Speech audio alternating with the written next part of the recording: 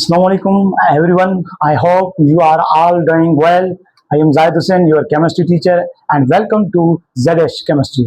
In today's lecture, we are going to learn about compound. We will discuss what is compound, how compound is formed, and example of compounds.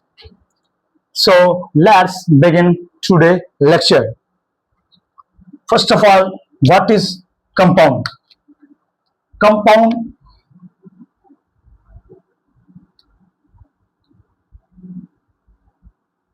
is a substance formed when two or more elements chemically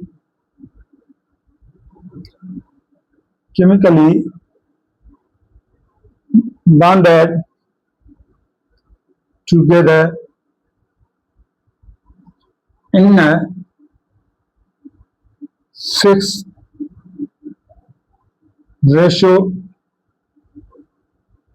by mass of atom. Compound is a substance, compound is a pure form of matter. देखो बेटा, compound क्या है? Compound एक pure form of matter होता है। यहाँ पे मैंने डेफिनेशन किया है, compound is a substance formed when two or more element chemically bonded together. Compound एक सब्सटेंस है कब बनता है? जब दो या दो से ज्यादा जब एलिमेंट आपस में कंबाइन होते हैं तो क्या बोलता है? तो हम ऐसे बोल सकते हैं, combination of element is known as a compound. तो बेटा केमिकली बॉन्डेड का मतलब क्या होता है? तो यहां पे हम लिख सकते हैं the type of bond holding element may be ionic or covalent bond। तो बेटा जब दो या दो से ज्यादा जब एलिमेंट कंबाइन होते हैं बॉन्ड के तहत, तो वो बॉन्ड कौन से होते हैं? वो बॉन्ड दो किस्म के होते हैं, या तो वो आयनिक हो सकते हैं या तो वो कोवलेंट हो सकते हैं। सबसे पहला क्वेश्चन ये है कि एलिमेंट बॉन्ड क्यों बनाते हैं? तो बॉन्ड बेटा इसलिए बनाते हैं क्योंकि हर एलिमेंट अपने आप को स्टेबल करना चाहता है, इसी वजह से जो एलिमेंट है वो बॉन्ड बनाते हैं। तो पहला बॉन्ड है, यहाँ पे हमने लिखा है कि इनके बीच में दो बॉन्ड बनते हैं, आयनिक बॉन्ड। आयनिक बॉन्ड क्या होता है? Transfer of electron, transfer of electron. Covalent bond क्या होता है? Sharing of electron. Ionic bond बेटा केमिकल बॉन्ड का टाइप है जो ट्रांसफर ऑफ इलेक्ट्रॉन की वजह से बनता है, और दूसरा है कोवलेंट बॉन्ड जो म्यूचुअल शेयरिंग ऑफ इलेक्ट्रॉन की वजह से बनता है। ये हमारा 4th चैप्टर है केमिकल बॉन्डिंग, इंशाल्लाह वहां पे डिटेल से पढ़ेंगे। तो ट्रांसफर ऑफ इलेक्ट्रॉन की वजह से बनता है। देखो बेटा यहां पे हम एग्जांपल लेते हैं सोडियम। सोडियम का जो एटॉमिक नंबर होता है वो 11 है, इसके आउटर मोशन में एक इलेक्ट्रॉन होता है। तो ये क्या करेगा? अपने आप को स्टेबल करने के लिए यहां तो इसको 7 इलेक्ट्रॉन की नीड है, 7 इलेक्ट्रॉन तो इसको कोई एलिमेंट नहीं देगा, तो क्या करेगा? ये अपना एक इलेक्ट्रॉन क्या करेगा? डोनेट करेगा। यहां पे दूसरा हम एग्जांपल लेते हैं क्लोरीन। क्लोरीन के जो आउटर मोस्ट शेल में इलेक्ट्रॉन होते हैं वो 7 होते हैं, इसको ऑक्टेट कंप्लीट करने के लिए 1 इलेक्ट्रॉन की नीड है। देखो बेटा मैंने पहले भी ये बताया कि एलिमेंट बॉन्ड क्यों बनाते हैं? क्योंकि वो अपने आप को स्टेबल करना चाहते हैं। और हमने 2 रूल पढ़े हैं, octet and duplet rule. First of all what is duplet rule? Duplet rule का मतलब होता है तो एलिमेंट अपने शेल में या तो 2 इलेक्ट्रॉन कंप्लीट करे या तो 8 इलेक्ट्रॉन कंप्लीट करे। तो ये क्या करेगा? अपना ऑक्टेट कंप्लीट करने के एक इलेक्ट्रॉन डोनेट करेगा। इसके क्लोरीन के आउटर मोस्ट शेल में 7 इलेक्ट्रॉन है, तो ये ऑक्टेट कंप्लीट करने के लिए इसको कितने इलेक्ट्रॉन की नीड है, 1 की। तो ये इससे एक्सेप्ट करेगा 1 इलेक्ट्रॉन, इसका भी ऑक्टेट कंप्लीट हो जाएगा और ये बन जाएगा NaCl, सोडियम क्लोराइड। ठीक है बेटा, तो यहां पे हम इसके एग्जाम्पल लिखते हैं, कौन कौन से होंगे। NaCl, पोटाशियम ब्रोमाइड, ये जो एग्जाम्पल है आयनिक बॉन्ड के एग्जाम्पल है। और दूसरा है transfer of electron. Transfer of electron होता है बेटा, ये शेयरिंग ऑफ इलेक्ट्रॉन की वजह से होता है।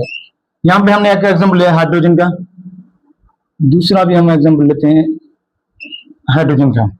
इसके आउटर मोशन में कितने इलेक्ट्रॉन होते हैं, 1। इसको डुप्लेट कंप्लीट करने के लिए कितने इलेक्ट्रॉन की नीड है, 1 की। तो ये क्या करेंगे, अगर ये इलेक्ट्रॉन इसको दे दे तो इसका ये तो खत्म हो जाएगा एलिमेंट, तो क्या करेगा, ये आपस में क्या करेंगे, एलिमेंट दोनों शेयरिंग ऑफ इलेक्ट्रॉन करेंगे। ये क्या करेंगे बेटा, शेयरिंग ऑफ इलेक्ट्रॉन करेंगे और दोनों का डुप्लेट जो है वो क्या हो जाएगा, कंप्लीट हो जाएगा। अब ये दोनों यहाँ पे इलेक्ट्रॉन क्या कर रहे हैं, शेयर कर रहे हैं। ठीक है, तो ये जो 2 इलेक्ट्रॉन है ये इसके हाइड्रोजन के भी है, इसके भी है, तो ये बन जाएगा H2। ठीक है बेटा, और यहाँ पे एक बहुत इंपॉर्टेंट पॉइंट बता दूं बेटा, जो कोवलेंट बॉन्ड होते हैं इसको हम, इसमें मॉलिक्यूल बनते हैं, इसको हम क्या बोलेंगे, मॉलिक्यूल। कोवलेंट बॉन्ड में, मॉलिक्यूल में हमेशा कोवलेंट बॉन्ड मौजूद होता है, जबकि आयनिक बॉन्ड में या तो ये कंपाउंड कह सकते हैं या इसके लिए दूसरा टर्म यूज होता है जिसको हम बोलते हैं फार्मूला यूनिट। ठीक है बेटा, फार्मूला यूनिट, या इसको हम फार्मूला यूनिट बोलते हैं। लेकिन जो मॉलिक्यूल बनते हैं वो कोवलेंट बॉन्ड की वजह से बनते हैं। यही डिफरेंशिएट स्टूडेंट अक्सर नहीं कर पाते कि एलिमेंट्स, कंपाउंड और मॉलिक्यूल में क्या डिफरेंस है। ठीक है बेटा, उसके बाद आते हैं या इसके एग्जाम्पल। तो कोवलेंट के एग्जाम्पल कौन से होंगे बेटा, methane CH4, water H2O, sulphuric acid H2SO4, ATC। और यहां पे मैंने दूसरा टर्म लिखा है in fix ratio by mass of atom. इसका मतलब क्या है, fix ratio of ratio by mass of atom, यानी जो एटम का है वो मास जो है वो फिक्स हो। इसका मतलब क्या है, देखो बेटा हमारे जो बुक में है वो एग्जांपल दिया हुआ है कार्बन डाइऑक्साइड का। कार्बन डाइऑक्साइड की अगर हम स्ट्रक्चर लिखें तो इस तरह बनती है, यहाँ पे डबल बॉन्ड बनाएंगे ऑक्सीजन के साथ कार्बन, और यहाँ पे भी डबल बॉन्ड बनाएंगे ऑक्सीजन के साथ। बेटा कार्बन जो होती है वो टेट्रावेलेंट होती है, इसकी जो इसलिए ये 4 बॉन्ड्स बनाती है। तो अगर हम इनका रेशियो निकालना चाहें, आपने मैथमेटिक्स में पढ़ा होगा, तो यहां पे हम निकालने लगे रेशियो कार्बन और रेशियो ऑक्सीजन। कार्बन और ऑक्सीजन का रेशियो निकालें तो वो क्या होगा, कार्बन का एटॉमिक मास क्या है बेटा, 12 रेशियो ऑक्सीजन का कितना है, 16। यहाँ पे 2 ऑक्सीजन है तो कितने होंगे, 32।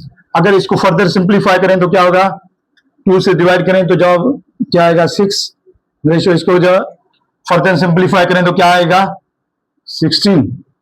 ठीक है, अगर इसको फर्दर इसको अगर फर्दर सिंप्लीफाई करें तो क्या जवाब आएगा, 3 रेशियो, और यहां पे आएगा 8। तो ये जो निकला है 3:8।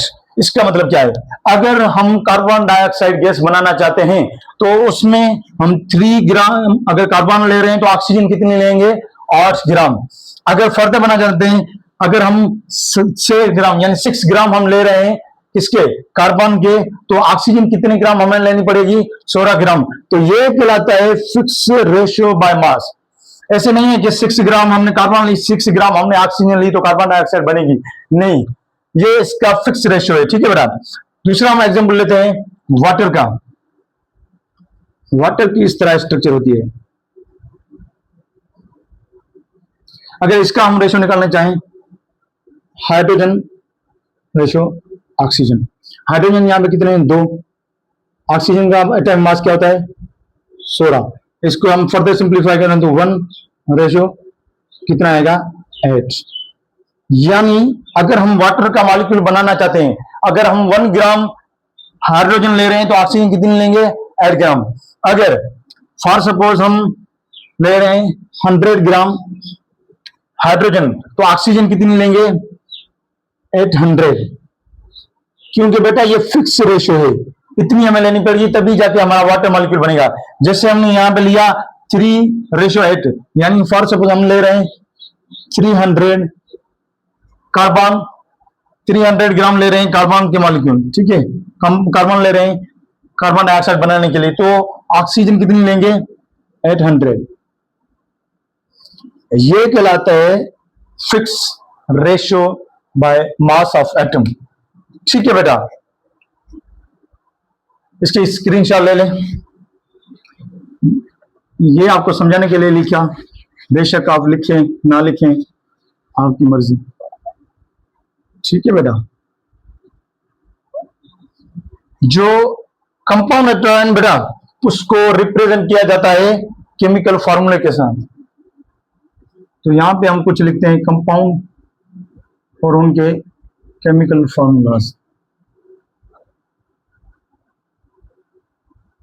केमिकल फॉर्मूला, ठीक है बेटा, यहां पे हम एक एरो लगा देते हैं ताकि हमें कोई डिफिकल्ट ना हो। तो नंबर 1 पे आते हैं बेटा, कंपाउंड वाटर। ठीक है, तो वाटर का केमिकल फॉर्मूला क्या होता है बेटा? H2O। H2O, ठीक है बेटा। दूसरा हम एग्जाम्पल लेते हैं सिलिकॉन डाइऑक्साइड। सिलिकॉन डाइऑक्साइड जिसका केमिकल फॉर्मूला क्या होता है? SiO2, silicon dioxide. इसको हम बेटा सैंड भी बोलते हैं, सैंड। अच्छा, एक बात और बता दूं कि जो ये ग्लास बने होते हैं, जो विंडो वगैरह पे लगे होते हैं, ये भी सिलिकॉन डाइऑक्साइड के बने होते हैं। ठीक है बेटा, इसको मेल्ट करके इससे ही ग्लास वगैरह बनाए जाते हैं। नंबर 3 पे आते हैं सोडियम हाइड्रोक्साइड। सोडियम हाइड्रोक्साइड, इसका जो फॉर्मूला था वो क्या होता है बेटा? NaOH, sodium hydroxide. इसको हम बोलते हैं कास्टिक सोडा भी बोलते हैं, कास्टिक सोडा। अच्छा, जो ये हमारे सोप वगैरह होते हैं हम जो यूज करते हैं, ये भी कास्टिक सोडा के बने होते हैं। उसके बाद आते हैं नंबर 4 पर सोडियम क्लोराइड। सोडियम क्लोराइड, इसका केमिकल फॉर्मूला क्या होता है बेटा? NaCl, sodium chloride. और इसको हम कॉमन साल्ट भी बोलते हैं।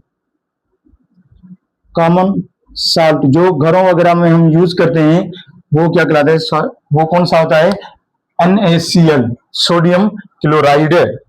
और 5th नंबर पे आते हैं सक्रोज। आपने बेटा सुना होगा सक्रोज, जो कि डाइसैकेराइड होता है, ये कार्बोहाइड्रेट है।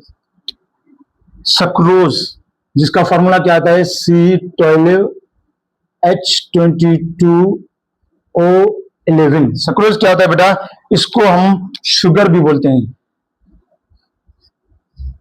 शुगर। ठीक है बेटा, ये इसको हम क्या बोलते हैं? शुगर। इसका जो फार्मूला आता है, केमिकल फार्मूला है, वो क्या आता है? C12H22O11। जो हम घरों वगैरह में यूज करते हैं तो उसका यही फार्मूला आता है बेटा। जो शुगर यूज करते हैं चाय वगैरह में, चीनी वगैरह, तो उसका फार्मूला क्या होता है? C12H22O11। तो यही था आज का हमारा lecture. Thank you for watching and see you next lecture. अल्लाह हाफिज।